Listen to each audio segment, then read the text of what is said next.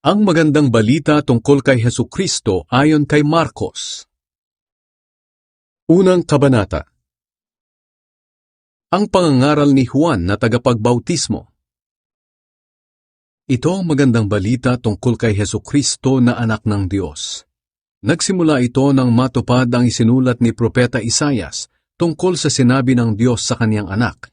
Ipapadala ko ang aking mensahero. Mauuna siya sa iyo upang ihanda ang dadaanan mo. Maririnig ang kaniyang sigaw sa ilang na nagsasabi, ihanda ninyo ang daan para sa Panginoon. Tuwirin ninyo ang mga landas na kaniyang dadaanan. At natupad ito noong dumating si Juan na tagapagbautismo roon sa ilang. Napakaraming tao ang pumunta sa kanya galing sa Jerusalem at sa buong lalawigan ng Judea. Nangaral si Juan sa mga tao, magsisi kayo at talikdan ang inyong mga kasalanan. Magpabautismo kayo para sa kapatawaran ng inyong mga kasalanan. Ipinahayag nila ang kanilang mga kasalanan at binautismuhan sila ni Juan sa ilog ng Jordan. Ang damit ni Juan ay gawa sa balahibo ng kamelyo at ang sinturon niya ay gawa sa balat ng hayop. Ang kanyang kinakain ay balang at pulot-pukyutan. Ito ang ipinapahayag niya. May isang darating na kasunod ko. Mas makapangyarihan siya kaysa sa akin. At hindi man lang ako karapat-dapat na maging alipin niya. Pinabautismuhan ko kayo sa tubig, ngunit babautismuhan niya kayo sa banal na espiritu. Ang pagbautismo at pagtukso kay Jesus. Sa panahong iyon, dumating si Jesus mula sa Nazaret, na sakop ng Galilea, at nagpabautismo kay Juan sa ilog ng Jordan. Pagkaahon ni Jesus sa tubig, nakita niyang bumukas ang langit at bumaba sa kanya ang banal na espiritu, tulad ng isang kalapati. At may boses na narinig mula sa langit na nagsabi, ikaw ang minamahal kong anak, na lubos kong kinalulugdan. At noon din ay pinapunta siya ng banal na espiritu sa ilang. Nanatili siya roon ng 40 araw na tinutukso ni Satanas. May mababangis na hayop doon, pero tinulungan si Jesus ng mga anghel. Tinawag ni Jesus ang 4 na mangingisda. Nang mabilanggo si Juan na tagapagbautismo, pumunta si Jesus sa Galilea at ipinangaral doon ang magandang balita na mula sa Diyos. Sinabi niya, dumating na ang takdang panahon. Malapit na ang paghahari ng Diyos. Pagsisihan na ninyo ang inyong mga kasalanan at maniwala kayo sa magandang balita.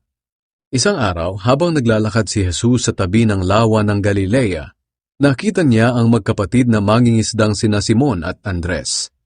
Nagahagis sila ng lambat. Sinabi ni Jesus sa kanila, sumunod kayo sa akin at gagawin ko kayong mangingisda ng mga tao. Iniwan nila agad ang kanilang mga lambat at sumunod sa kanya. Nagpatuloy si Jesus sa paglalakad at sa di kalayuan ay nakita naman niya ang 2 anak ni Zebedee na sina Santiago at Juan na nag-aayos ng kanilang lambat sa bangka nila. Agad silang tinawag ni Jesus. Iniwan nila sa bangka ang ama nilang si Zebedee at ang mga tauhan nila at sumunod kay Jesus. Ang taong sinaniban ng masamang espiritu. Pumunta sina Jesus sa Capernaum. Nang dumating ang araw ng pamamahinga, pumunta sila sa sambahan ng mga Hudyo at doon ay nangaral si Jesus. Namangha ang mga tao sa mga aral niya dahil nangangaral siya ng may autoridad, hindi tulad ng mga tagapagturo ng kautusan. May isang tao roon na sinasaniban ng masamang espiritu ang biglang nagsisigaw, ano ang pakialam mo sa amin, Jesus na taga Nazaret? Naparito ka ba upang puksain kami? Kilala kita. Ikaw ang banal na sugo ng Diyos. Pero sinaway ni Jesus ang masamang espiritu. Tumahimik ka at lumabas sa kanya. Pinangisay ng masamang espiritu ang tao at sumigaw siya habang lumalabas. Namangha ang lahat ng naroon at sinabi nila sa isa't isa, ano ito? Isang bagong aral na may kapangyarihan. Pati ang masasamang espiritu ay nauutusan niya at sumusunod sila. At mabilis na kumalat ang balita tungkol kay Jesus sa buong Galilea. Maraming pinagaling si Jesus. Mula sa sambahan ng mga Hudyo, pumunta sina Jesus sa bahay ni Simon at Andres. Kasama pa rin nila sina Santiago at Juan. Nakahiga noon ang biyanang babae ni Simon dahil nilalagnat. Sinabi agad nila ito kay Jesus. Nilapitan ni Jesus ang may sakit, hinawakan ang kamay nito at ibinangon. Biglang nawala ang lagnat ng babae at pinagsilbihan niya sina Jesus. Pagkalubog ng araw, dinala ng mga tao kay Jesus ang lahat ng may sakit at ang mga sinasaniban ng masamang espiritu. At ang lahat ng tao sa bayang iyon ay nagkatipon-tipon sa harapan ng pinto ng bahay. Maraming may sakit ang pinagaling ni Jesus, anuman ang kanilang karamdaman, at pinalayas din niya ang maraming masamang espiritu. Hindi niya pinayagang magsalita ang masasamang espiritu dahil alam nila kung sino siya. Nangaral si Jesus sa Galilea. Kinabukasan ng madaling araw, bumangon si Jesus at pumunta sa ilang upang manalangin. Hinanap siya ni Simon at ng kanyang mga kasama. Nang matagpuan nila si Jesus, sinabi nila, "Hinahanap po kayo ng lahat." Pero sinabi ni Jesus sa kanila, "Pumunta naman tayo sa mga kalapit bayan para makapangaral din ako roon, dahil ito ang dahilan kung bakit ako naparito sa mundo." Kaya nilibot ni Jesus ang buong Galilea at nangaral siya sa mga sambahan ng mga Hudyo at nagpalayas ng masasamang espiritu sa mga taong sinaniban ng mga ito. Pinagaling ni Jesus ang isang lalaking may malubhang sakit sa balat. Lumapit kay Jesus ang isang lalaking may malubhang sakit sa balat.